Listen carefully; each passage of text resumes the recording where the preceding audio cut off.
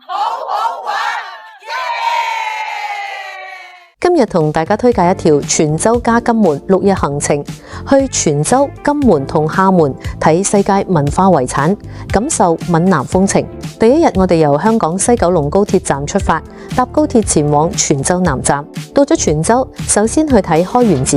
呢個係世界文化遺產，宋元時期海上絲綢之路嘅重要見證。古廟建築好有氣勢。跟住行下西街，呢度好多地道閩南小食，一路行一路食，感受千年古街嘅煙火氣。之後再參觀關岳廟，體驗泉州呢座古城半城煙火半城仙嘅獨特風情。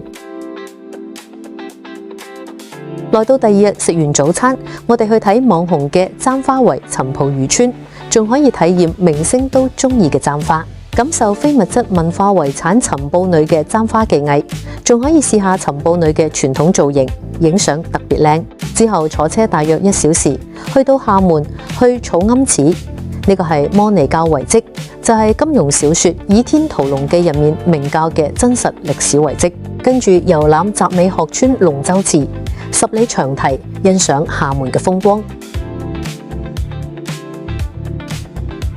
第3日食完早餐，我哋由廈門五通碼頭搭船前往金門水頭碼頭，正式登陸金門。首先去澤山坑道參觀戰地歷史遺跡，認識金門過往嘅歲月；再去金門地標聚光樓參觀北山古洋樓、古寧頭戰史館。戰史館入面仲擺放當年戰役用過嘅金門之虹 M5A 戰車，好有歷史感。之後去到慈湖海灘，呢度嘅日落景色聞名，慢慢散步欣賞海景。晚上就住金門嘅酒店。第4日食完早餐，去睇好特別嘅漂浮斑馬線，跟住參觀陳景蘭洋樓，呢個係金門規模最大、保存得最完整嘅洋樓，人哋叫佢做金門第一洋樓，建築好有特色。遠眺金門大橋，之後去小眾打卡點小金門、沙溪堡，集合軍事古蹟同埋靚海灘風光，再遊覽九宮坑道、雙口海濱公園，吹下海風，休閒遊覽。夜晚繼續留喺金門住宿。第5日食完早餐，我哋去軍中特約茶室舊址，